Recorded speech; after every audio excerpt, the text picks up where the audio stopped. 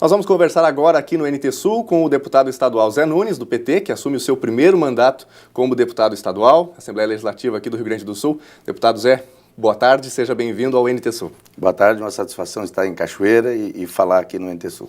Maravilha. Bom, quero começar te perguntando sobre a questão da situação do Estado, né? O Estado do Rio Grande do Sul tem hoje uma dificuldade tremenda para fazer os seus investimentos, inclusive até para pagar o funcionalismo, né? Houve aí uma ação na Justiça, o Estado precisa pagar, mas há o risco ainda de deixar, quem sabe, de pagar até mesmo os salários dos funcionários. Te pergunto o seguinte: o que a Assembleia Legislativa pode fazer para auxiliar nesse processo e, se o governador fosse Tarso Genro, qual seria a medida adotada? Bom, esse debate sobre as finanças do Estado, ele é um debate complexo e importante, né? Nós estamos discutindo todos os dias isso na Assembleia Legislativa do Estado. A nossa compreensão, e os números mostram isso, que não toda a discussão apresentada pelo governo, os números não representam a realidade dos fatos, porque o governo do Estado do Rio Grande do Sul, nas suas finanças, ele tem uma crise estrutural, antiga, né, uma crise que é de conhecimento de todos, né? O governo Tarso modificou o perfil da dívida e fez alguns ajustes, né, no sentido de alongar e de dar condições de que, com o passar dos anos, essa dívida do Estado fosse pagável. Uma atitude principal foi, né, a iniciativa de fazer a renegociação da dívida, que agora carece da regulamentação. Hoje, o Estado do Rio Grande do Sul, a partir da renegociação, ele criou uma condição de a dívida ser paga, sim. Né? Ela se fala em 28 anos, né, para se pagar a dívida que o Estado tem com a União, que é o principal, né, o principal elemento da dívida. Mas o que nós estamos vendo, né, é realmente uma carência e uma falta, e esse é o debate que a gente tem feito propositivamente ao governo do Estado, de que está equivocada, né, a atitude ou a falta de atitude no sentido de trabalhar a receita do Estado. Né, nós não podemos pensar que vamos administrar, e eu fui prefeito de São Lourenço, peguei um município endividado também, trabalhando só a despesa. Nós temos que trabalhar as fontes de receita. E hoje nós vemos uma fala do Estado, né, de que se pensa e se trabalha só em cima da despesa e não se pensa a busca de receita. Nós temos uma ausência de iniciativa do Executivo Estadual nesse sentido. Então, nós estamos criando um clima de terror para cima do funcionalismo público, um clima de desânimo para o setor empreendedor do nosso Estado, que é muito perigoso. O nosso Estado não tem essa tradição. Nosso Estado tem a tradição de superar dificuldades. Então, o governo já deveria ter, no nosso ver, tido iniciativa no sentido de busca de recursos, já tem encaminhado essa regulamentação da renegociação da dívida, que abre novos créditos para o Estado, né, que abre novas possibilidades de captação de recursos. É isso. A dívida não está totalmente regulamentada. Sim. O governador Tarso foi protagonista nisso, né? Ele liderou o conjunto dos governadores e nós achamos que o Rio Grande do Sul deva continuar liderando, né, para esse fechamento que precisa ser feito, né, de regulamentar, acertar os detalhes da renegociação da dívida, o que até agora não foi encaminhado e nós não vimos nenhuma iniciativa. O governador Tarso Genro foi um entusiasta e viajou, inclusive, bastante para fora do país, tentando negociar a vinda de empresas aqui para o estado do Rio Grande do Sul. Algumas dessas ações foram efetivas, empresas vieram. Agora, eu lhe pergunto o seguinte: até que ponto essa alternativa ela é efetiva para a questão dos cofres públicos do Estado? Até que ponto isso contribui para o Estado e poderia auxiliar a resolver o problema? Para um começo de mandato, no caso do governo Sartori, isso poderia ser útil ou não resolveria também? Qualquer governo que vier a governar o Rio Grande do Sul não tem como constituir uma condição de superar a situação de dificuldade financeira do Estado sem apostar no desenvolvimento econômico e na promoção da economia do Estado. O governo Tarso, que reforçou o Badesul, o BRDEC, o Badesul quadruplicou os seus investimentos no Estado. O Banrisul criou a sala do investidor. Nós tivemos investimentos totais de mais de 50 bilhões no Estado, né, por empresas que chegaram, por empresários locais que investiram, indústrias que foram reabertas, o Fundopem que chegou e atingiu as cooperativas, que foi muito importante. Então, abrir mão dessa iniciativa e para ficar trabalhando só em cima da despesa, entendemos que nós vamos para um caminho muito desinteressante para o futuro do Rio Grande do Sul. Então, essa política de corte nós já conhecemos bem.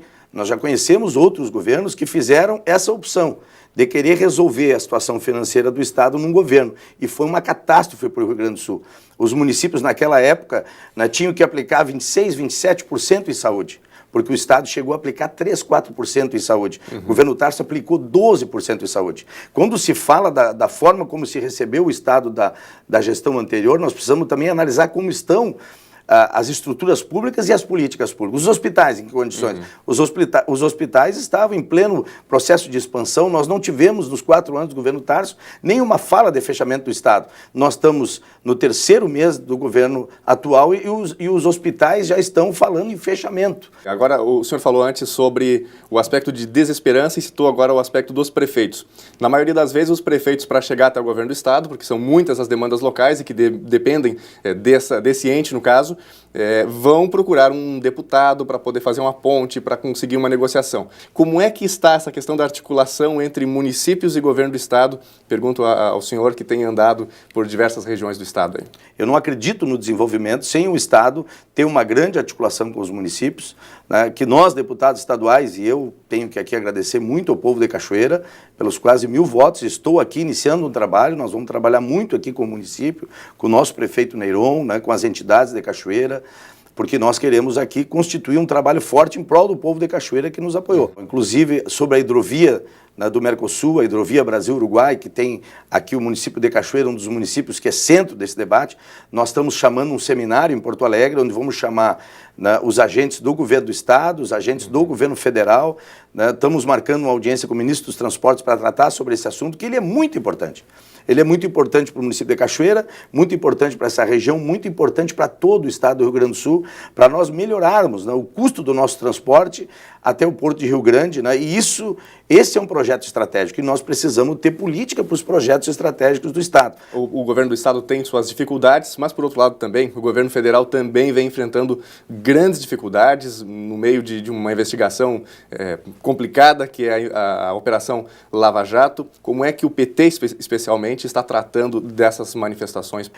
Nós estamos acompanhando e respeitando as manifestações legítimas, mas também sabemos que há um amplo processo político em curso, que está recheado de muitas lideranças e setores da sociedade brasileira no sentido de buscar um movimento golpista aqui no país.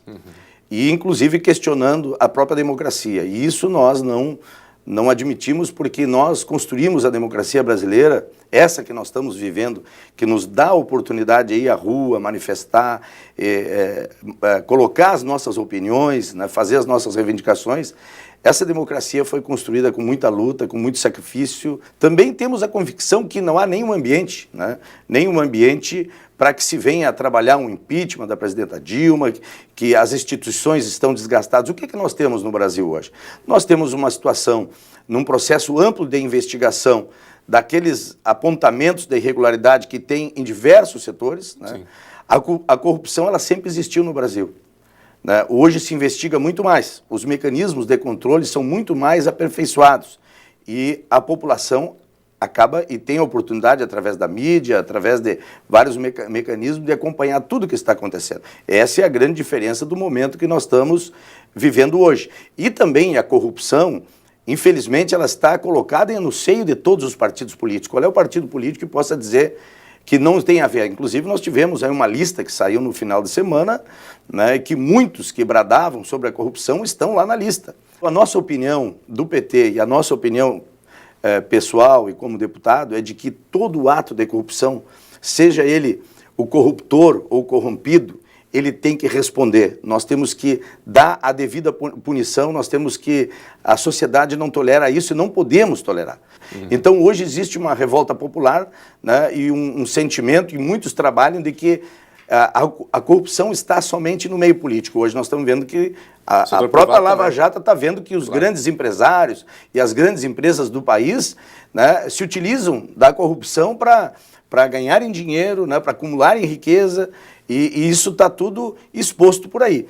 O que está em jogo no momento agora é se nós vamos avançar com o que a gente já conquistou nos últimos 12 anos, ou se a gente vai dar um passo atrás, nós vamos desestabilizar o processo democrático que nós construímos, e certamente o que espera para a população, se quiserem, se acontecer um fato como esse, de um golpe, de um impeachment, de uma presidente, pode ter certeza que o que espera a população não são melhoras, mas é a piora da situação. Então, isso que nós temos que ver, né? Acho que cada um tem a obrigação de combater, e nós, agentes políticos, o governo, as instituições têm que combater a corrupção, punir os culpados. Agora, o Brasil, ele tem que continuar andando para frente. Essa é a minha opinião, né? E as manifestações precisam ser respeitadas, sim. A população precisa dizer, sim, pode dizer o seu pensamento, nós estamos no mundo democrático, desde que sem violência, né? Agora, não concordamos, né, com essa posição golpista, né, de muitos setores que ainda não aceitaram o resultado das urnas num processo democrático e legítimo que reelegeu a presidenta Dilma, a presidenta do Brasil. O que é caracterizado, de acordo com a visão de vocês, como golpismo? E a minha pergunta vem no seguinte sentido, porque quando tínhamos o governo de Fernando Henrique Cardoso, também haviam nas ruas manifestações no sentido de pedir impeachment, enfim, uma mudança de governo, o que só veio acontecer na eleição do presidente Lula. Então, como que vocês encaram esta questão? O que seria retratado como golpismo e como manifestações legítimas? Não, nós temos acompanhado assim, manifestações, né, de setores que se utilizam de artifícios, né, não condizentes com a realidade. Né, que hoje existe uma distorção muito grande no sistema da informação, né, tentam passar para a sociedade. Hoje nós acompanhamos na internet uma série de vídeos, né, que a gente não sabe de onde que sai, né, com uma posição e com afirmações e tentando ludibriar a população, dar informações errôneas para as pessoas, passando um clima de terror no país. Essa que é a questão que por trás disso tem setores organizados trabalhando. Essas coisas não acontecem por acaso. Né, por acaso. E no Brasil nós precisamos reafirmar que é isso. Enquanto o sistema político nós continuarmos elegendo deputados, senadores, vereadores, prefeitos, governadores, com o atual modelo político, se nós continuarmos dessa forma, nós não vamos resolver o problema da corrupção na política. Nós temos que terminar com financiamento privado de campanha. As empresas financiando as campanhas políticas para ali na frente tirarem proveito e reaver em dobro, em triplo, ou 4, 5 vezes, ou muito mais, tudo que colocaram, fazendo um negócio através da política. Um investimento, né? Isso nós não podemos admitir, essa reforma política ela precisa acontecer, é um caminho que todos os que são de bem na política precisam buscar. Agora a gente sabe que também quando chega nesse ponto, muitos não querem. Né? Muitos setores da política não querem saber de uma reforma política verdadeira, porque se nutrem e se nutriram há muitos anos desse sistema. Porque esse sistema ele é distorcido há muito tempo e ele agora só aparece de uma maneira mais espontânea e a população tem conhecimento dele. Agora ele sempre existiu. Conversamos com o deputado José Nunes, do PT, assumindo o seu primeiro mandato na Assembleia Legislativa do Rio Grande do Sul. Deputado, muito obrigado pela visita, pela disponibilidade e sucesso nessa carreira nova para o senhor. Obrigado, estamos à disposição ali na Assembleia Legislativa, vamos trabalhar bastante com o município de Cachoeira. Obrigado. Darcy.